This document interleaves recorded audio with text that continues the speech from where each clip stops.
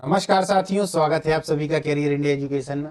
आज हम चर्चा करने वाले हैं प्रबोधक संचार की। मनोवृत्ति के बाद का जो टॉपिक है वो है प्रबोधक संचार। जिस मनोवृत्ति को हमने पढ़ा, अच्छे से समझा, अब उस मनोवृत्ति को एक तरीके से देखा जाए तो उसमें परिवर्तन कैसे किया जाता है। हालांकि कुछ परिवर्तन अपन ने वहां पर देखे, पर यहाँ पर देखेंगे कि और इसमें कैसे परिवर्तन किया जाता है। इसीलिए एक नया टॉपिक है जिसका नाम है प्रबोधक संचार। ये मनोवृत्ति से सीधे तौर पर जुड़ा हुआ है। इसलिए जिन लोगों ने मनोवृत्ति वाली क्लास नहीं देखी है, इसके पीछे वाली ही क्लास है दोस्तों, क्लास 23 मनोवृत्ति है, उसको आप लोग जरूर देख लीजिएगा। इसके पहले अपन ने दर्शन की लगभग जितनी भी क्लासें थी पूरी की पूरी ले ली हैं। उन दर्शन की क्लासों को भी आप लोग जरूर देख लें। जो लोग टेलीग्राम से नहीं जुड़े हैं, टेलीग्राम से जरूर जुड़ जाएं। इसका जो महत्वपूर्ण पीडीएफ है वो आपको टेलीग्राम पर ही प्राप्त होगा। मध्य प्रदेश लोक सेवा आयोग 2022-23 में जो मुख्य परीक्षा होने वाली है उसमें सामान्य अध्ययन 4 में आज हम चर्चा करने वाले हैं यूनिट 2.2। यूनिट 2.2 2.1 मनोवृत्ति यानी एटीट्यूड पे अपन बात कल कर चुके हैं। आज प्रबोधक संचार परसेसिव कम्युनिकेशन पर चर्चा करेंगे। हर बार की तरह सबसे पहले देख लेते हैं विषय वस्तु। इसमें हम सबसे पहले जानेंगे प्रबोधक संचार। प्रबोधक संचार की आवश्यकता क्यों, प्रबोधन अनुनय के प्रयोग, प्रबोधक संप्रेषण के निर्धारक तत्व, प्रशासनिक संदर्भ में प्रबोधक अनुनय की उपयोगिता, क्या उपयोगिता है, अनुपालन और अनुपालन की प्रविधियां। इन 6 जो अपने टॉपिक है या 6 बातें हैं, इन्हीं के अंतर्गत पूरी की पूरी क्लास चलनी। चलिए सबसे पहले प्रबोधक संचार। अब यहां से आप लोग समझने का प्रयास करिएगा। मनोवृत्ति परिवर्तन में या कह सकते हैं मनोवृत्ति के सकारात्मक परिवर्तन में जो अनुनय, विनय या इसके अलावा जो प्रयास या जो विधि या इसके अलावा अगर देखा जाए जो कार्य है ना, जो कार्य हो जो अपनाए जाते हैं वही प्रबोधक संचार कहलाता है। परसेसिव कम्युनिकेशन, इसको कहीं कहीं डिडक्टिव कम्युनिकेशन भी कहा जाता है। देखिए, प्रबोधक संचार को ही अनुनय, मनाना, राजी करना, समझाना, बुझाना आदि कहते हैं। दोस्तों, इस प्रबोधक संचार का जो उपयोग है आप अपने जीवन में हर दिन करते हैं, चाहे वो अपने माता पिता के साथ करना हो या अपनी पत्नी के साथ करना हो या अपने बच्चों के साथ करना हो। बच्चे भी आपके साथ करते हैं, माता पिता भी आपके साथ करते हैं, क्योंकि एक दूसरे को कहीं ना कहीं मनाते तो हैं ही। तो है ये वही, बस यहाँ पर ये किताबी रूप में आ चुका है, तो व्यवहारिक रूप में इसकी यही परिभाषा है। पर जब हम शासन प्रशासन के तौर पर देखते हैं या एक तरीके से देखा जाए तो मार्केट के तौर पर देखते हैं, तब इसकी जो परिभाषा हो जाती है वो परिभाषा ये हो जाती है कि सामने वाले व्यक्ति में एक व्यक्ति नहीं है, पूरा जनसमूह भी हो सकता है। पूरा एक तरीके से देखा जाए तो उनका जो एक उनकी कैटेगरी है वो हो सकती है। उन कैटेगरी को या उन जनता को या उस व्यक्ति को अपनी बात को मनवाना है ना, अपने विचारों को मनवाना, वो जो क्रिया कहलाती है वही प्रबोधक संचार है। इसकी आवश्यकता खास तौर पर शासन प्रशासन में पड़ती है जब किसी व्यक्ति की जो मनोवृत्तियां हैं वो नेगेटिव हो गई हैं, एक तरीके से देखा जाए है ना, सबकी, या तो अधिकारी की ही चर्चा कर ली जाए, अगर आप अधिकारी हैं तो, या फिर आप जनता हैं तो फिर अगर देख लिया जाए शायद आपकी ही नेगेटिव हो गई हो। इन चीजों में सकारात्मकता के लिए, हालांकि इसका प्रयोग नकारात्मक भी होता है, पर यहाँ जो हम पढ़ेंगे वो सकारात्मक के लिए पढ़ेंगे। उदाहरण के लिए अब आप कहेंगे सर नकारात्मक कहां पर है, तो आप लोगों ने नाम सुन रखे होंगे आतंकवादी, नक्सलवादी। इस तरीके के जो व्यक्ति होते हैं इनके साथ भी यही किया जाता है, तभी ये लोग मरने और मारने के लिए एक तरीके से देखा जाए तो तैयार हो जाते हैं, है ना। प्रबोधक संचार के माध्यम से ही उनकी जो मनोवृत्ति है वो परिवर्तित कर दी जाती है। आप लोगों ने देखा होगा कितने सारे आतंकवादी हैं जो आते ही इसी उद्देश्य से हैं कि या तो मरेंगे या मारेंगे। इस वजह से, इस गलत मनोवृत्ति की वजह से वो कितने निर्दोषों को मार देते हैं। पर यहाँ पर जो प्रबोधक संचार है वो एक तरीके से देखा जाए तो सकारात्मकता में उसका प्रयोग किया जा रहा है।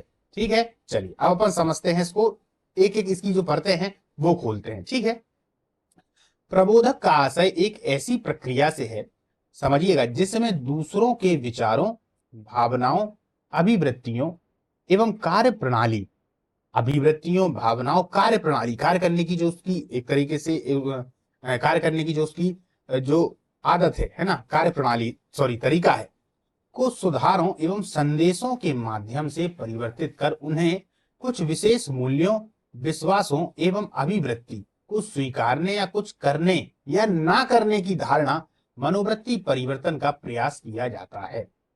अब कुछ करने के लिए कि भैया वो कुछ करे, या फिर कुछ ना करने के लिए, ऐसा भी तो हो सकता है। ये सिर्फ यही बात थोड़ी ना है कि हमें अगर किसी की मनोवृत्ति को परिवर्तित करना है तो हम सिर्फ इसीलिए नहीं करते कि वो हमेशा ही कुछ करे। हो सकता है कि वह कुछ ना करे, क्यों? क्योंकि ना करने से कुछ ना कुछ घाटा हमारा बच सकता है। तो दोनों बातें आती हैं इसमें। कुल मिलाकर सामने वाले की मनोवृत्ति को परिवर्तन करने की बात यहां पर चल रही है। कैसे? अपने खुद के उद्देश्य के माध्यम से। हमारा उसमें क्या उद्देश्य है, हमारा क्या लाभ है, क्या सकारात्मकता है उसमें, उसका क्या लाभ है, सभी का क्या लाभ है, इस तरीके से। अब वो जैसे व्यापारी है, मान लीजिए मैं व्यापारी हूं, अब मैं किसी अपने प्रोडक्ट को बहुत अच्छे से आपको बता रहा हूं, कुछ ऐसी चीज आपके दिमाग में भरने की कोशिश करूंगा जिससे आप प्रोडक्ट के प्रति आकर्षित हो जाएं और प्रोडक्ट को खरीद लें। तो ये भी प्रबोधक संचार है। क्लियर?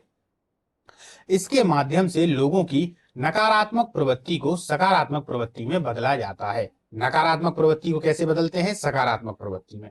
क्योंकि मैंने बताया था कि प्रबोधक संचार को यहाँ पर हम सकारात्मकता के रूप में लेकर चल रहे हैं, इसीलिए यहाँ पर नकारात्मक प्रवृत्ति को सकारात्मक प्रवृत्ति में, शासन में, प्रशासन में, व्यापार में इसका प्रयोग किस तरीके से होता है। तो भैया जो नकारात्मक होगा उसको हम सकारात्मक में बदलेंगे। आरंभिक दृष्टिकोण के अंतर्गत प्रबोधक करने वाला व्यक्ति कौन है और कौन सी मनोवृत्ति परिवर्तन किस माध्यम से परिवर्तित करना चाहता है, यह 4 कारकों पर निर्भर करेगी। प्रबोधक कर्ता यानी कि जो बदल रहा है, जैसे मैं आपकी मनोवृत्ति बदलना चाहता हूं तो यह है प्रबोधक कर्ता। संदेश, जिस संदेश को मैं आपके पास में पहुंचाना चाहता हूं, ये दूसरी बात। तीसरा लक्षित समूह। लक्षित समूह का मतलब हो जाता है आप, क्योंकि मैं आपको बताना चाह रहा हूं। और एक होता है संप्रेषण की प्रविधि। संप्रेषण की प्रविधि का मतलब है कि मेरे द्वारा जो बात आपसे कही जा रही है वो किस विधि के माध्यम से कही जा रही है, वो किस माध्यम से कही जा रही है। वो माध्यम भी बहुत ज्यादा महत्वपूर्ण होता है मनोवृत्ति के परिवर्तन में। यदि वो माध्यम इतना सही नहीं होगा, प्रभावपूर्ण नहीं होगा, तो आप कैसे प्रभावित होंगे, है ना? तो ये चारों चीजें होती हैं, प्रबोधनकर्ता यानी मैं, संदेश यानी कि जो संदेश पहुंचाना है, लक्ष्य समूह यानी आप, या संप्रेषण की प्रविधि। चलिए इसको विनोद के उदाहरण से समझ लेते हैं। मान लीजिए ये विनोद है और अपने दोस्त मदन के मन में कुछ विचार लाना चाहता, या चाहता है कि मदन मेरे अनुसार कुछ काम करे।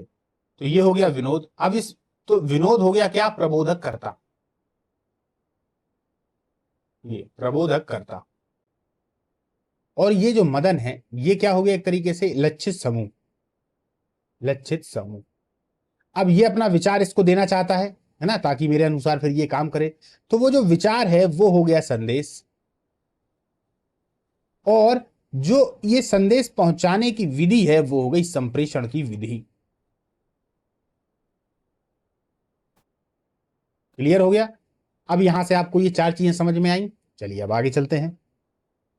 अब देखिए, प्रबोधन कर्ता। मनोवृत्ति परिवर्तन में सफलता के लिए प्रबोधनकर्ता को विशेषज्ञ और विश्वसनीय होना चाहिए। अब जैसे विनोद है, तो विनोद कोई ऐसा व्यक्ति होना चाहिए कि जिसने कोई कभी अच्छा कार्य कर रखा हो, या आकर्षक हो, या उसकी बात में कुछ दम हो, या देखने में भी ज्यादा अच्छा हो। कुछ ऐसी चीजें होनी चाहिए जिससे सामने वाला जो मदन है वो आकर्षित हो जाए। यहाँ उदाहरण देके मैं कहूंगा, जैसे कि मान लीजिए अमिताभ बच्चन है, एक आकर्षक व्यक्तित्व है ना, और एक तरीके से देखा जाए तो बहुत पहले से इंडस्ट्री में है, बिग बी के नाम से जाना जाता है। तो जब वो किसी चीज का प्रचार करेंगे तो निश्चित तौर पर जो आदमी लोग हैं उनसे संबंधित, या उस प्रोडक्ट को देखने वाले या पसंद करने वाले, तो यदि थोड़ा बहुत भी आकर्षित हो रहे होंगे तो अच्छी तरीके से आकर्षित हो जाएंगे, ये सोच के अरे यार ये तो अमिताभ बच्चन कर रहे हैं। तो ये प्रबोधनकर्ता के प्रति होना चाहिए। जैसे मान लीजिए नरेंद्र मोदी जी हैं, गजब का व्यक्तित्व है, उनको देखने के लिए हर एक व्यक्ति आतुर हो जाता है, उनसे चीजों को समझने के लिए। वो जिस बात को कहते हैं उससे आकर्षित हो जाते हैं। तो व्यक्तित्व ऐसा होना चाहिए। तो ये कौन है? प्रबोधन करता। क्लियर? संदेश की अंतर्वस्तु। सबसे ज्यादा प्रवाह उस संदेश का होगा जो श्रोता दर्शक की भावनाओं को उत्तेजित कर सके। बिल्कुल, संदेश की अंतर्वस्तु भी तो मजबूत होनी चाहिए, ऐसी हो कि जो सामने वाला जो लक्षित समूह है, यानी कि जो दूसरा है, उसके पास में जैसे ही पहुंचे तो वो उत्तेजित हो जाए, उसके मन में कुछ होने लगे। अब वो उदासीन ही बैठा हुआ है तो क्या मतलब?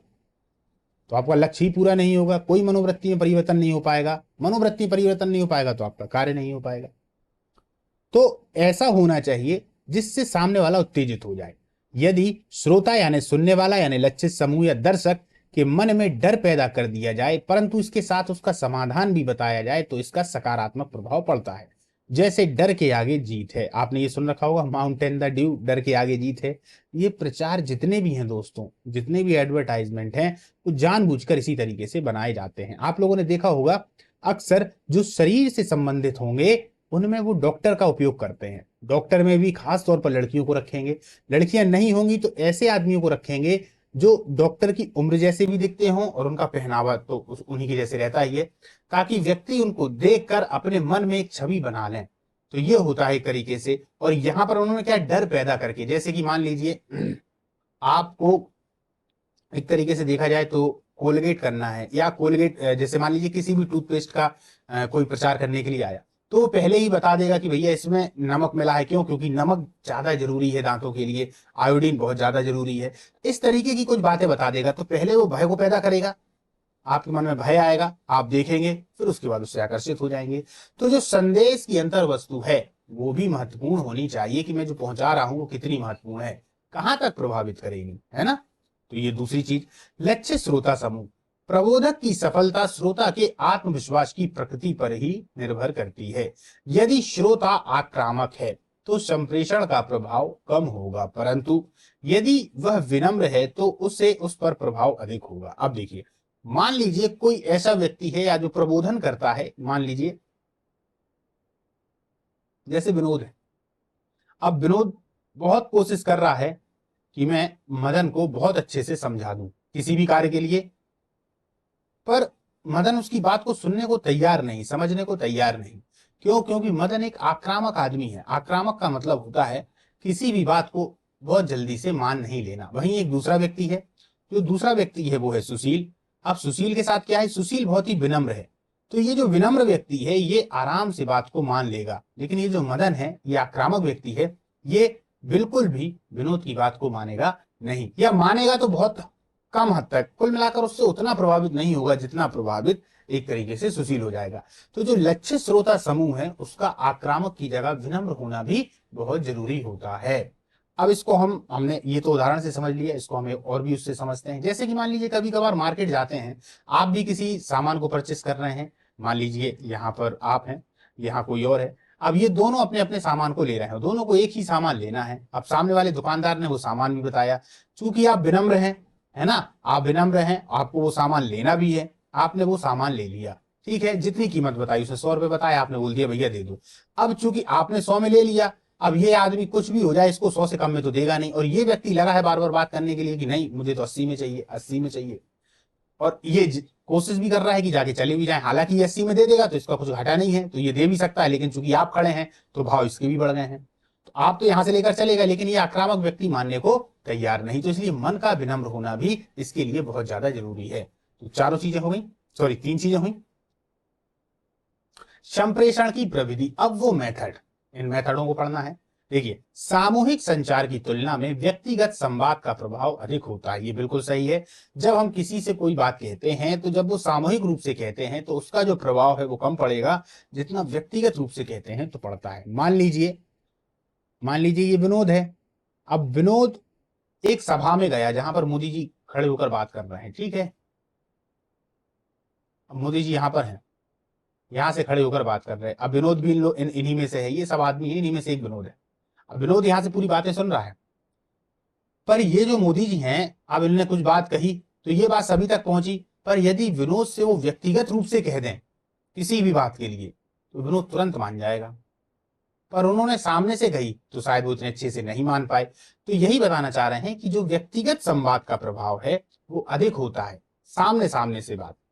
एक ब्रिटिश अनुसंधान में पाया गया कि सामूहिक संचार से 24% मामलों में लोगों की मनोवृत्ति में परिवर्तन हुआ, जबकि व्यक्तिगत संवाद के द्वारा मनोवृत्ति परिवर्तन 72% सफलता ही प्राप्त हुई। वहीं एक तरफ संप्रेषण की तुलना में दो तरफा संचार अधिक प्रभावी होता है। बिल्कुल। अब देखिए, यहां से विनोद भी है और यहां से प्रधानमंत्री जी भी हैं। अब दोनों एक दूसरे को अपनी बात बता रहे हैं, ये इनको बता रहा है, ये इनको तो दोनों एक दूसरे से प्रभावित होंगे, और करना तो विनोद को ही प्रभावित है, तो विनोद पूरी तरीके से प्रभावित हो जाएगा जब बातें चलेंगी। होता क्या है, यहां पर क्या था, एक ही तरफ का संचार हो रहा था, अब संचार कहां से होने लगा, दोनों तरफ से, यानी वो भी कुछ बात कहेंगे, ये भी कुछ बात कहेंगे, तो और अधिक प्रभावी होगा, है ना। होता है। संज्ञानात्मक दृष्टिकोण से प्रमोद कार्य संदेश के प्रति प्रेक्षक के मस्तिष्क की प्रतिक्रिया अध्ययन का मुख्य बिंदु होती है। बिल्कुल, जो प्रेक्षक है या जो विनोद है, विनोद के मन में एक तरीके से देखा जाए तो जो उसका मन है वही मुख्य बिंदु है जहां पर पूरी चीजें चलेंगी, है ना। मस्तिष्क की प्रतिक्रिया अध्ययन का मुख्य बिंदु होती है। प्रेक्षण के मस्तिष्क में प्रबोधन की प्रक्रिया दो तरह से हो सकती है। क्रमबद्ध प्रक्रिया, जिसमें संदेश सामग्री पर सावधानी पूर्वक विचार किया जा सकता है या किया जाता है, जबकि स्वतः शोध प्रक्रिया में विचार अत्यंत तेजी से किया जाता है या किया ही नहीं जाता, अर्थात मस्तिष्क केवल महत्वपूर्ण बातों को ही ग्रहण करता है। या तो धीरे धीरे सामने वाले का परिवर्तित होगा, या हो सकता है एकदम से हो जाए या एकदम से वो मना भी कर दे। ये दोनों कंडीशन हो सकती हैं। किस में होती हैं? हमारे मस्तिष्क में। क्लियर? तो संप्रेषण की प्रविधि, अभी और भी विधियां आएंगी। ये संप्रेषण की प्रविधि है टोटल कुल मिला के। अब इन्हीं की जो प्रविधि है वो अलग अलग कौन कौन सी हैं, कैसी कैसी होती हैं, उन पर भी चर्चा करेंगे। प्रबोधक संप्रेषण या अनुनय की आवश्यकता क्यों? पहले तो आवश्यकता जान ले कि हम जो पढ़ रहे हैं ये क्यों आवश्यक है ना, इसकी क्या उपयोगिता है। देखिए, व्यक्ति की व्यवस्था में परिवर्तन, बिल्कुल। सुशासन की स्थापना, सुशासन की स्थापना के लिए, लक्ष्यों की प्राप्ति के लिए, जो लक्ष्य हैं, शांति की स्थापना के लिए और जागरूकता के लिए। ये पांचों जो पॉइंट हैं दोस्तों, ये महत्वपूर्ण है। इन सभी में प्रबोधक संप्रेषण की आवश्यकता पड़ती है। देखिए, व्यक्ति की व्यवस्था में परिवर्तन, मान लीजिए कोई व्यक्ति है, कोई भी व्यक्ति है, व्यक्तियों का समूह है या काफी सारे लोग हैं, हमें उनकी व्यवस्था में परिवर्तन करना है, क्योंकि अभी उनकी जो व्यवस्था है वो समाज के अनुकूल नहीं है, शासन प्रशासन के अनुकूल नहीं है। मान लीजिए आप एक कोई प्रशासनिक अधिकारी हैं और आप किसी स्थान पर गए। जब आप स्थान पर जाते हैं तो आप देखते हैं कि वहां के व्यक्ति लोग कोई विशेष कार्य करते हैं जो कि सही नहीं है। तब आपको वहां प्रबोधक संप्रेषण या अनुनय की आवश्यकता पड़ेगी। हो सकता है आप कानूनी कार्यवाही भी करें, पर साथ साथ प्रबोधक संप्रेषण अनुनय की आवश्यकता पड़ेगी। तो ये व्यक्ति की व्यवस्था में परिवर्तन से संबंधित है। सुशासन की स्थापना, अब जब आप वहां पर कर रहे हैं तो एक तरीके से सुशासन की स्थापना भी तो कर रहे हैं, क्योंकि यदि आप ऐसा करेंगे तो हो सकता है बहुत सारा विद्रोह भी आपको झेलना पड़े। जब आप विद्रोह झेलेंगे तो भी आपको प्रबोधक संप्रेषण की आवश्यकता पड़ेगी। और जब विद्रोह को आपको दबाना भी है, शांत भी करना है, सामंजस्य भी बिठाना है, तो सुशासन की स्थापना। सुशासन का मतलब होता है अच्छा शासन। लक्ष्यों की प्राप्ति, चूंकि आपका लक्ष्य क्या था, वहां पर उनके दिमाग में उस बात को बिठाल देना। अब उनका मानना है, कुछ तो सही तरीके से मान जाएंगे, कुछ कानूनी तरीके से मानेंगे, तो लक्ष्यों की प्राप्ति भी होती है। शांति की स्थापना, इन सब के पीछे मुख्य उद्देश्य तो शांति की स्थापना है ना, क्योंकि वो लोग आपस में किसी विशेष बात पर ज्यादा आपस में लड़ाई कर रहे थे। अब विशेष बात का उदाहरण मैं नहीं दे रहा हूं, आप लोग कुछ भी जोड़ लीजिएगा। हो सकता है आपस में जातिवाद में लड़ रहे हो सकता है जमीनी विवाद में लड़ रहे हो सकता है किसी सरकारी जमीन पर उन लोगों का कब्जा करने का मन चल रहा हो, है ना, लेकिन चूंकि ये गलत है इसलिए शासन आ रहा है। तो बहुत सारे ऐसी कंडीशन होंगी, ये शासन प्रशासन में या किसी अन्य क्षेत्र में भी जहां भी प्रबंधन की आवश्यकता होती है, वहां भी हर कहीं पर प्रबोधक संप्रेषण की आवश्यकता पड़ेगी। आप दिन भर इसका प्रयोग करते हैं, आज कॉपी और पेन उठाइएगा और लिखिएगा कि मैंने आज क्या प्रबोधक संप्रेषण या अनुनय की क्रिया अपने मम्मी पापा से की, या अपने पत्नी से की, या अपने बच्चों के साथ की, तो आपको समझ में आ जाएगा पूरा। और जागरूकता, जागरूकता तो है ही, इसको समझाने की जरूरत नहीं है ना। आगे चलते हैं। जागरूकता का मतलब होता है जैसे कि जनसंख्या वृद्धि, है ना, जनसंख्या वृद्धि कितनी ज्यादा बढ़ रही है, तो इस मामले में आदमी जागरूक है। जैसे कि बहुत सारी जगहों पर आज भी हम देखते हैं कि बाल विवाह हो जाते हैं, बहुत कम मात्रा में होते हैं लेकिन हो जाते हैं, तो वहां पर जागरूकता की कमी है। शिक्षा जो है वो, स्त्रियों की जो शिक्षा है वो कमजोर है, या स्त्रियों के प्रति जो व्यक्तियों का दृष्टिकोण है वो बहुत गलत है। तो यही सब जागरूकता की बात यहाँ पर चल रही है। बहुत सारी जागरूकताएं हो सकती हैं, है ना। तो इसकी आवश्यकता क्यों, ये बात को हम समझ गए। आगे चलते हैं। प्रबोधक अनुनय का प्रयोग। अब प्रयोग कैसे होंगे? देखिए, विपरीत मतों को बदलने या तटस्थ करने में। मान लीजिए कोई किसी के प्रति गलत सोचता है, आपस में बैर भावना रखते हैं। क्यों रख रहे हैं? अपने आप को श्रेष्ठ कह रहे हैं, सामने वाले को नीचा कह रहे हैं। इसीलिए अपने आप को जब व्यक्ति श्रेष्ठ कहने लगता है और सामने वाले को नीचा समझने लगता है, तभी मतभेद होते हैं, क्योंकि यही मतभेद जो उसके मन में है या यही गलत विचार जो उसके मन में है, वही विचार सामने वाले के मन में है। अब दोनों ही विचार जो है वो माइनस माइनस हैं, है ना, टकराव तो होगा ही। तो जब दोनों में टकराव होगा, एक तरीके से देखा जाए, हालांकि देखा जाए तो माइनस माइनस जो दोनों में टकराव हो रहा है, इन दोनों के विचारों को बदलना जरूरी है। वो भी उसके प्रति गलत ही सोचता है, नकारात्मक, वो भी उसके प्रति नकारात्मक सोचता है, तो विपरीत मतों को बदलने या तटस्थ करने में, अप्रकट मतों व सकारात्मक अभिवृत्तियों को उभारने में, अनुकूल लोकमत के संवर्धन में किया जाता है। सबसे कठिन अनुनय कार्य प्रतिकूल मतों को सहानुभूति में बदलना है। विकास के मामले में भारत के लोग परंपरागत हैं, बिल्कुल, और वह रूढ़िवादी मत धारण करते हैं। विकास परियोजनाओं में संलग्न लोक संबंध अभ्यासकर्ताओं को उन परंपरागत सोच को बदलना कठिन होता है। ये बात बिल्कुल सही है। भारत के जो लोग हैं, खास तौर पर जो पुराने लोग हैं, है ना, हम देखते हैं उनमें कि उनमें रूढ़िवादिता बहुत ज्यादा है। ऐसा नहीं है कि ये जो रूढ़िवादिता है, ये रूढ़िवादिता केवल वहीं पर है जहां पढ़े लिखे लोग हैं, सॉरी, पढ़े लिखे लोग नहीं है। ये वहां भी हो जाती है जहां पढ़े लिखे लोग भी, जहां समझदार लोग भी हैं, पर रूढ़िवादिताएं बचपन से इतना अंदर घर कर गई हैं, पूर्वाग्रह रूढ़िवादिताएं ये इतना अंदर घर कर चुकी हैं कि इनमें परिवर्तन नहीं हो पाता, और वही जो पढ़े लिखे व्यक्ति हैं वो भी इस तरीके का कार्य करने लगते हैं, क्योंकि ये परंपरागत रूप है, बहुत पहले से चली हुई आ रही है। उदाहरण के लिए मैं आपको बताऊंगा, जैसे कि सती प्रथा था। सती प्रथा को भारत में एक ऐसा समय था कि बहुत ही गर्व का कार्य माना जाता था। यदि किसी पति की मृत्यु हो जाती थी तो जो पत्नी है उसको आग में जलकर अपने प्राण देने पड़ते थे। अब चूंकि वो जब प्राण दे देती थी, क्योंकि जीने का तो उसको अब हक बचा नहीं, संपत्ति में कोई अधिकार उसका है नहीं, है ना, और बाहर रहेगी तो लोग उसको गलत दृष्टि से भी देखेंगे। तो इस तरीके से ये जो व्यवस्था थी ये बनी थी कि आप इसके बाद में समाप्त हो जाएं। और सती प्रथा चूंकि अब समाप्त हो जाए तो उसका क्या, तो उसको एक दर्जा दिया जाता था माता का, कि अरे सती हो गई, बहुत भारी कार्य कर लिया, बहुत बड़ा कार्य कर लिया।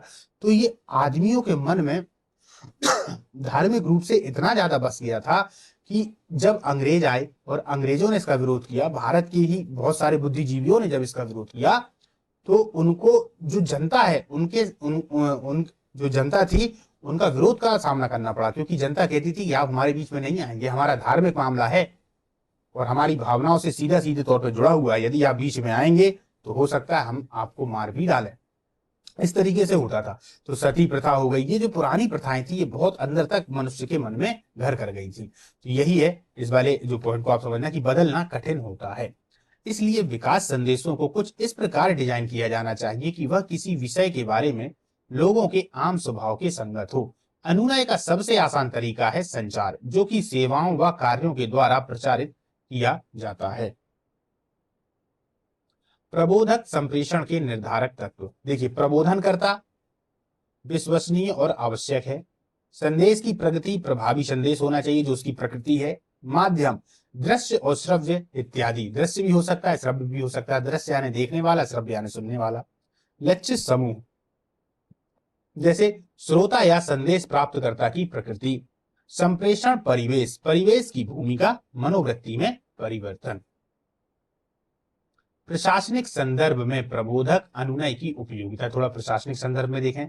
सरकारी योजनाओं के समयानुकूल प्रभावपूर्ण कार्यान्वयन हेतु जन जागरूकता एवं जन सहभागिता आवश्यक है। बिल्कुल, जब एक तरीके से देखा जाए, जब सरकारी योजनाएं होती हैं तो सरकारी योजनाओं के समय आप देखते होंगे बहुत सारे प्रचार और प्रसार चलते हैं। उसका केवल मतलब यही होता है कि जो जन लोग हैं या जो और आम व्यक्ति हैं जिनके लिए योजना चलाई जा रही है, वो भी इस योजना में बढ़ चढ़कर भाग लें, लाभ भी उठाएं, साथ साथ हमारी मदद भी करें। तो उनके प्रभावपूर्ण कार्यान्वयन हेतु, जैसे आपने देखा होगा सर्व शिक्षा अभियान, स्कूल चले हम, तो उसमें एक विशेष प्रकार के चित्र बनाए जाएंगे। एक छोटे से विद्यार्थी होंगे जो एक पेंसिल पे बैठे हुए हैं, उसमें ये संदेश जा रहा है कि हम स्कूल जाएंगे, पढ़ेंगे तो आगे बढ़ेंगे। तो इस तरीके से वो दृश्य वाली चीजें हो गई, बोल के भी बताया जाता है ना। जैसे सुबह सुबह आता है गाड़ी वाला आया घर से कचरा निकाल, तो ये स्वच्छ अभियान के तहत है ना, ताकि हम लोग सुने, समझें, देखें और उनके भी कार्यों में सहायता करें, है ना। इसके लिए आवश्यक है समाज और प्रशासन के मध्य संवादहीनता खत्म हो। बिल्कुल, जो संवादहीनता है, संवाद जो समाज और प्रशासन के बीच में हो नहीं पा रहा है वो खत्म हो, जो हो नहीं पा रहा है। अगर होने लगता तो खत्म की कोई बात ही नहीं थी। तो ये जो है संवादहीनता वो खत्म हो, है ना। प्रशासन के प्रति लोगों में भय संदेह की गुंजाइश ना रहे। लोग डरते हैं प्रशासन से, बिल्कुल। पुलिस वाले यदि सामने खड़े हैं तो आप डरने लगोगे, तुरंत देख के ही डरने लगोगे। बहुत सारे तो लड़के ऐसे हैं कि मान लीजिए आप हेलमेट नहीं लगाए हैं तो वो सामने है तो गाड़ी मोड़ने लगेंगे, दो लोग हैं डर, ये अपने आप एक भय बना हुआ है, ये एक डर बना हुआ है। कई वीडियो आपने देखी होंगी, और इसी डर के मारे गिर जाते हैं, लग भी जाती है। तो भाई अगर आप हेलमेट नहीं लगाए हो तो ज्यादा से ज्यादा चालान ही बनेगा, तो आप जाके चालान बनवा लीजिए, अगली बार से याद रखिए कि हेलमेट लगाएंगे। इसमें डरने की आवश्यकता क्या है, क्या जरूरत है डरने की? आप उनसे जाइए, बात कर लीजिए, खड़े हो जाइए, भागने की जरूरत क्या है? हाँ, यदि आप भाग रहे हैं और पीछे से कोई गाड़ी आपको ठोक दे तो ज्यादा आपको समस्या हो सकती है, पर चूंकि मन में भय बन चुका है ना, इसीलिए समाज और प्रशासन के बीच सकारात्मक संवाद सुनिश्चित करने में तथा लोगों को विकास प्रक्रिया और विकास की नीतियों से जोड़ने में अनुनय की महत्वपूर्ण भूमिका हो सकती है। याद रखिएगा, प्रबोधक, संचार और अनुनय एक ही बात है दोस्तों, ये मत समझिएगा। ये देखिए यहाँ पर दोनों को अपन ने लिखा, प्रबोधक और अनुनय। क्लियर है? पर्यावरण संरक्षण हेतु कानूनी प्रक्रियाओं के साथ साथ अनुनय का उपयोग कर उन्हें संवेगात्मक रूप से जागृत कर उनके व्यवहार में परिवर्तन किया जा सकता है। परिवर्तन पर्यावरण के प्रति, पर्यावरण बहुत ही ज्यादा जरूरी है। पर्यावरण के प्रति तो मैं खास तौर पर कहूंगा कि बहुत ही ज्यादा जरूरी है, क्योंकि पर्यावरण अगर आज देखा जाए तो जो ग्लोबल वार्मिंग बढ़ रही है इतनी ज्यादा, है ना, लोग अंधाधुंध पेड़ों की कटाई करते हुए जा रहे हैं, बांध इतने सारे बन गए हैं जिससे व्यक्तियों को तो लाभ हो रहा है, पर एक तरीके से नदियां जो हैं वो बेकार हो रही हैं, है ना। नदियों का पानी भी सूखा जा रहा है क्योंकि उनके पानी को अलग अलग जगह पर निकाल दिया जाता है। इसके अलावा देखा जाए तो आप देखते होंगे कि कहीं भूकंप है, कहीं आग लगी हुई है, कहीं के जंगल सूखे पड़े हुए हैं। ये सब मानव की वजह से ही है। जो मानव है वो एक तरीके से जो प्रकृति है, प्रकृति के प्रति उनका वो समर्पण नहीं रह गया, वो अपने फायदे के लिए कुछ भी करने को तैयार है। पेड़ों को काटेगा, कहीं किसी चीज को नुकसान पहुंचाएगा, बहुत सारे जानवरों को मार देंगे कि उनकी खाल को बेच सकें मार्केटों में, है ना, उनसे कुछ निकलवा सके। तो ये प्रकृति के साथ जो छेड़छाड़ चल रही है, यहाँ पर भी अनुनय और प्रबोधक जो संचार है इसका उपयोग बहुत अच्छे से किया जा सकता है, और करते भी हैं। बिजली, पानी आदि की व्यर्थ बर्बादी, कचरे का उचित निस्तारण, वृक्षारोपण अभियान, पॉलीथिन के स्थान पर जूट से बने थैलों का प्रयोग आदि के संबंध में अनुनय का प्रयोग कर लोगों की अभिवृत्ति का सकारात्मक दिशा में परिवर्तन किया जा सकता है। बिल्कुल, देखिए जैसे बिजली, पानी आदि है, कुछ चीजें ऐसी हैं कि जो हमारे पास में एक तरीके से जैसे ईंधन है, ये चीजें हमारे पास में ऐसी हैं कि हम तो उसका उपयोग कर रहे हैं और शायद करते भी रहें, पर आगे आने वाली जो पीढ़ी है ना, उनके लिए वो चीजें बच नहीं पाएंगी, क्योंकि वो सीमित मात्रा में है, वो एक दिन खत्म जरूर हो जाएंगी। तो इनका उपयोग उचित हो, इतना उपयोग हो जितनी आवश्यकता हो। जैसे बिजली हो गया, पानी हो गया, है ना। ये अब पानी अगर देखा जाए तो बहुत कम मात्रा में है, वो भी जो पीने वाला पानी है ना, जिसको हम बोलते हैं मीठा पानी। जैसे कचरे का उचित निस्तारण, वृक्षारोपण अभियान, वृक्षों को लगाना, पॉलीथिन के स्थान पर जूट से बने थैले। अच्छा, ये क्या है? जूट से बने हुए जो थैले होते हैं दोस्तों, पॉलीथिन को सरकार ने इसलिए बंद करने की ये जो अभियान है वो चलाया था। कारण उसका ये है कि पॉलीथिन जो है वो गलती नहीं है, वो यदि मिट्टी में एक बार चली गई तो पानी को नीचे जाने से रोक देती है, वो गलेगी नहीं और पानी नीचे जाने से रुक जाएगा। तो जो प्रकृति है उसकी उर्वरक क्षमता जो है वो कमजोर होने लगती है। पर जूट से बने थैलों में ऐसा नहीं है, जूट को आप उसमें डाल देंगे तो गल जाएगा, और जूट वैसे ही का वैसे ही प्रकृति है या जो मिट्टी है, मिट्टी में उसी तरीके से मिल जाता है, तो इससे समस्या नहीं आती। इसके अलावा संसाधनों के अंधाधुंध दोहन को रोकने के लिए यह तर्क दे सकते हैं कि जिस तरह हमें जीने का अधिकार है, उसी प्रकार से हमारी भावी पीढ़ी भी जीने के हकदार है। अतः भावी पीढ़ी के समुचित जीवन यापन की संभावनाओं को ध्यान में रखते हुए हमारा यह कर्तव्य बनता है कि हम संसाधनों का उचित दोहन करें। दोहन तो कर लें, पर उचित दोहन करें, अनुचित दोहन नहीं। अनुचित दोहन का क्या मतलब है कि भैया ठीक है, अब गाड़ी स्टार्ट कर ली तो करे ही है, अब जाना यहीं तक है, बिल्कुल 2 कदम पे जाना है तो फिर गाड़ी लेके ही जाओगे, जबकि आप पैदल भी जा सकते हो, है ना। उससे शरीर भी स्वस्थ रहेगा, सामान भी ले आएंगे। पर ये सब व्यक्तिगत सोचेगा व्यक्ति, तब ये सब चीजें हो सकती हैं, है ना। चलिए आगे चलते हैं। सामाजिक कुरीतियां जैसे पर्दा प्रथा, बाल विवाह, दहेज प्रथा, स्त्री अशिक्षा, भ्रूण हत्या आदि के संबंध में जनमानस में विद्यमान नकारात्मक प्रवृत्ति को दूर करने में कानून के साथ साथ अनुनयात्मक शैली महत्वपूर्ण भूमिका निभा सकती है। वही अनुनय करना और साथ साथ कानून भी, कि भैया अभी तो अनुनय कर रहे हैं, आप माने ही नहीं तो अब कानून का सहारा भी लेना पड़ेगा। आर्थिक संदर्भ में प्रायः यह देखा जाता है कि लोगों में कर चोरी, ये बहुत बड़ी बात है, भ्रष्ट आचरण के माध्यम से अतिरिक्त धन का संचय करने की प्रवृत्ति पाई जाती है। इसका सीधा दुष्प्रभाव राष्ट्र के विकास एवं जनहित कार्यक्रमों पर पड़ता है। अतः यहाँ कानूनी प्रक्रियाओं के अतिरिक्त अनुनयन की प्रक्रिया का प्रयोग कर उनकी मनोवृत्ति में सकारात्मक परिवर्तन किया जा सकता है। अब देखिए, तीव्र जनसंख्या प्रसार को रोकने के लिए भी अनुनयन का प्रभावशाली प्रयोग किया जा सकता है। बच्चे की बेहतर शिक्षा, स्वास्थ्य एवं भविष्य के बारे में बात कर उन्हें इस संबंध में जागृत किया जा सकता है। इसी प्रकार मतदान अनिवार्य करने के लिए बिल्कुल कानूनी पहलुओं के साथ साथ अनुनय के द्वारा उनकी मानसिकता को सकारात्मकता में परिवर्तित किया जा सकता है। बिल्कुल मतदान अनिवार्य करने के लिए, है ना, ये मतदान बहुत ज्यादा जरूरी है। आपका एक वोट इतना आवश्यक है कि मत पूछिए, है ना। तो उस वोट का आप सही प्रयोग करके सही कैंडिडेट को चुन सकते हैं। लोग क्या सोचते हैं, अरे यार कौन जाए मतदान करने। व्यक्तिगत, सामाजिक, आर्थिक, सांप्रदायिक, राजनीतिक, धार्मिक, सांस्कृतिक, पर्यावरण के संबंध में व्यक्ति की अभिवृत्ति में सकारात्मक परिवर्तन लाया जा सकता है। बिल्कुल। अनुपालन, अनुपालन क्या है? अनुपालन को ऐसे समझिए, अनुपालन एक क्रिया होती है दोस्तों, जिसके माध्यम से वो, इसको हम एक तरीके से कह सकते हैं कि एक ऐसा व्यवहार है जो दिखावटी टाइप का है ना। इसका प्रयोग भी किया जाता है। मान लीजिए पुलिस सामने खड़ी हुई है और आपने हेलमेट लगा लिया। अब पुलिस जैसे ही निकलती है आप हेलमेट उतार लेते हैं। पुलिस वालों के सामने तो आप बच गए, पर हो सकता है आगे चल के आपके एक्सीडेंट हो जाए, आपको लग जाए, है ना।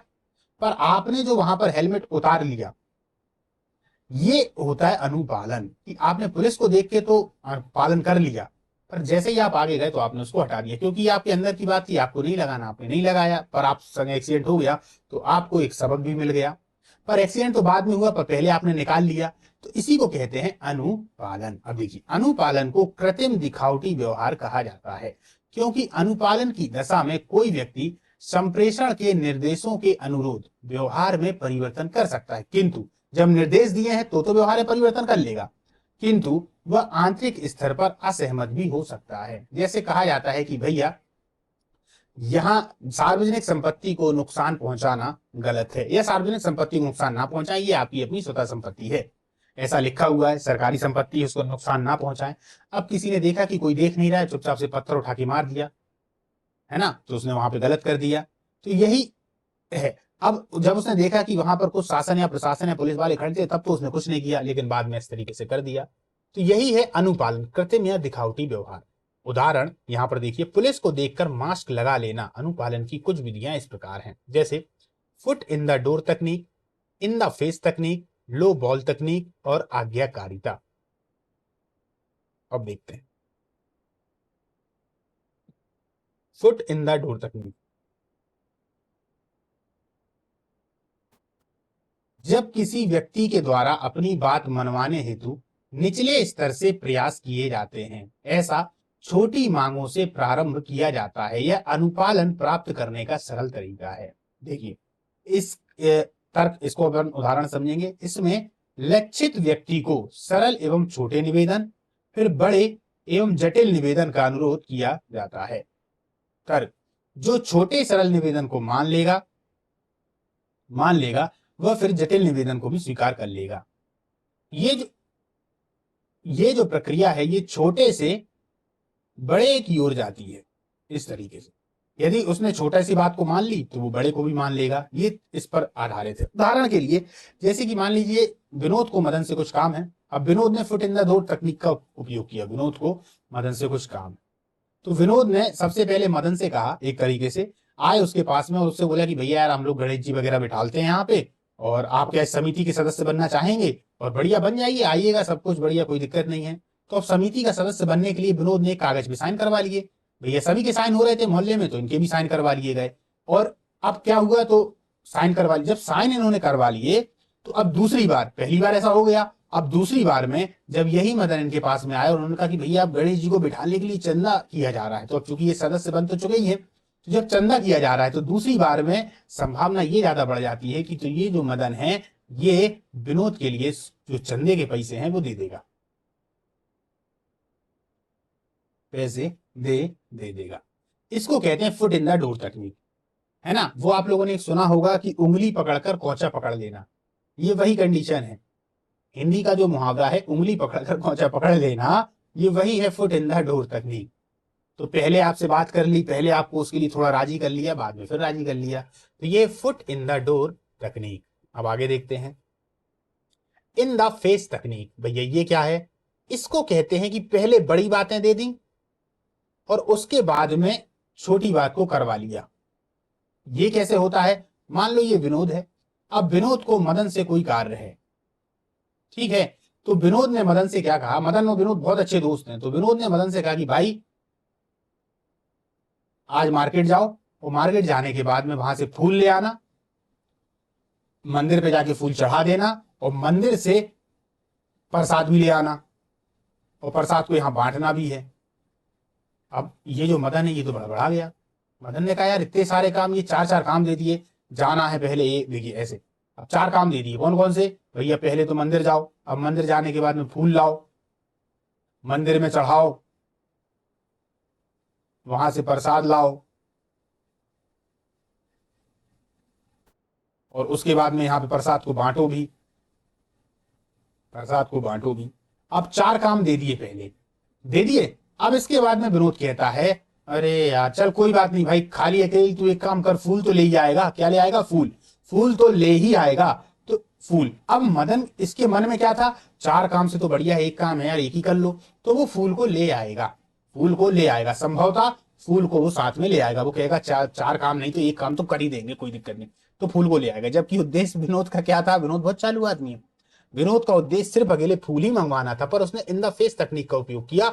उसने चार बातें बता दी और मनवा एक बात को लिया और बोल दिया कि बस जाओ तुम खाली फूल अकेले लेके आ जाओ। तो ये विनोद बहुत अच्छा, एक तरीके से देखा जाए तो प्रबंधन करता है, बहुत माइंडेड आदमी है इस मामले में, इन द फेस तकनीक में। आप लोग इसका उपयोग करते होंगे, बहुत बार किया होगा, सोचना विचार करना कि कब किया है ना? कभी देखा होगा, जैसे आप लोग बोलते होगे अपनी मम्मी से या पापा से, चलो पापा चार चीज नहीं दिलवा रहे हो तो एक ही चीज दिलवा दो, बोलते हो ना? तो यही था इन द फेस तकनीक। अब देखते हैं किताबी भाषा में, जब किसी व्यक्ति के द्वारा अपनी बात मनवाने हेतु पहला प्रयास बड़ा, दूसरा प्रयास छोटा होता है, इनमें प्रारंभ में ही अनुपालन प्राप्त करने का प्रयास किया जाता है। सरल एवं जटिल एवं बड़े निवेदन, फिर छोटे एवं सरल निवेदन। देखिए सरल हैं, जटिल हैं, पर बड़े निवेदन हैं, ये चारों बड़ी बड़ी बातें थी। फिर छोटे एवं सरल निवेदन, फिर उसके बाद में कह दिया भैया तुम फूल अकेले ले आओ, सामने वाला ले आया। तर्क क्या होता है इसके पीछे? तर्क ये है कि लक्षित व्यक्ति, कौन? ये मदन, लक्षित व्यक्ति बड़े एवं जटिल निवेदन स्वीकार कर लेता है, वह सरल और छोटे तो कर ही लेगा। ये जो लक्षित व्यक्ति है वो बड़े और जटिल निवेदनों को स्वीकार कर लेता है, जब तो वो सरल और छोटे तो कर ही लेगा। इसका ये तर्क देते हैं ये। अब है लो बॉल तकनीक। ये क्या है भैया? यह अनुपालन की वह विधि है जिसमें पहले वचनबद्धता या शर्तें बताई जाती हैं और फिर उत्प्रेरित करके पूर्व निर्धारित कुछ पुरस्कार हटा लिया जाता है। यह तकनीक वचनबद्धता के निर्वाह पर निर्भर करती है। सर्वप्रथम आंशिक सूचना स्वीकार, फिर पूर्ण सूचना के आधार पर स्वीकार्यता। तर्क क्या है? वचनबद्ध होने पर फिर वह अस्वीकार नहीं करेगा। अब इसमें क्या है, इसमें देखते हैं। ये है भैया विनोद और ये है मदन। अब विनोद और मदन के संग में क्या हुआ? विनोद और मदन के संग में अगर देखा जाए तो विनोद ने इनसे कोई सी बात मनवाने के लिए कहा, है ना? जैसे अपन उसी उदाहरण को ले लेते हैं, जैसे जो गणेश जी वाला अपन ने उदाहरण लिया था, ये चंदा मांगने के लिए आए थे। अब ये जो चंदा मांगने के लिए दूसरी बार में आए थे, तो ये लो बॉल तकनीक भी हो गई। क्यों? क्योंकि चूंकि ये सदस्य भी बन चुके हैं, इनको एक तरीके से छोटा सा लालच भी दे दिया गया है कि आप सदस्य हैं। अब आपको क्या बनवा दिया जाएगा? अब आपको इस समिति का अध्यक्ष बनवा दिया जाएगा। ये लालच दे दिया पहले, अब लालच है किसके अंदर? मतलब अरे अध्यक्ष बन जाएंगे, नाम हो जाएगा, सब लोग जानने मानने लगेंगे। जबकि अंदर विनोद का क्या काम है कि भैया मदन से 1000 रुपए का चंदा ले लिया जाए, कितने का? 1000 का चंदा ले लिया जाए। या फिर भंडारे में, क्योंकि चंदा तो पहले मिल ही गया है, 1000 रुपए और ले लिए जाए ताकि भंडारे वाला जो कार्यक्रम है वो बहुत अच्छी तरीके से निपट जाए। तो अब उसको अध्यक्ष भी बना दिया गया भंडारे वाले दिन के लिए, ठीक है। तो अब ये जो मदन है ये बन जाएगा क्या? एक तरीके से अध्यक्ष, और ये फिर मना भी नहीं कर पाएंगे। तो यही होता है लो बॉल तकनीक। क्लियर? अब होता है एक आज्ञाकारिता, इसको भी देख लेते हैं। अधिकार के प्रति का प्रयोग आज्ञा पालन के लिए दबाव का अनुभव कराना आज्ञाकारी है। यह एक विधि है जिसमें आदेश के द्वारा निवेदन किया जाता है। बिल्कुल, जब हमारे पिताजी हमको आज्ञा देते हैं तो आज्ञा देने के बाद में वो हमें क्या एक तरीके से आदेश देते हैं, और उस आदेश में एक तरीके से निवेदन भी होता है, या फिर जब हम ऑफिस में हैं तो हमारे बॉस के द्वारा भी हमको आज्ञा दी जाती है ना। जब आज्ञा दी जाती है तो आज्ञा देने के बाद में उनका एक अंदर से निवेदन भी होता है, तो ये क्या कहलाता है, एक तरीके से आज्ञाकारिता। अब देखिए, रॉबर्ट बी सियालिडी की मूलभूत तकनीकें, इनकी भी कुछ तकनीकें थी। संकल्प और संगतता, विचारधारा को सही मानना, सामाजिक मान्यता, कार्य का अनुपालन, प्राधिकारी, कार्य के लिए नियुक्त ब्रांड एम्बेसडर कैसा होना चाहिए, बेहतरीन होना चाहिए, अपर्याप्तता, वांछित उत्पाद बेचने की पद्धति, क्योंकि पद्धति सही होगी तभी होगा, पश्चाग्र गतिविधि यानी रिटर्न पाने की इच्छा, बिल्कुल यदि व्यक्ति के अंदर रिटर्न पाने की इच्छा है और रिटर्न उसको मिल जाता है तो आपकी बातों को ज्यादा अच्छे से सुनेगा। बहुत सारी ऐसी कंपनियां हैं जो रिटर्न का दावा नहीं करती, बहुत सारी ऐसी हैं जो रिटर्न कर देती हैं, तो जो रिटर्न कर देती हैं उनके पास व्यक्ति ज्यादा जाता है कि भैया ठीक है, पैसा से बचा रहेगा। एंकरिंग, बड़े व्यक्ति की बातों से संचालित होना, जब कोई बड़ा व्यक्ति किसी बात को कहता है तो सामने वाला ज्यादा प्रभावित होता है, ज्यादा आकर्षित हो जाता है। ये रॉबर्ट बी सियालिडी की मूलभूत कुछ तकनीकें थी। प्रबोधन संचार की आवश्यकता क्यों, दोस्तों ये इसकी आज लास्ट स्लाइड है।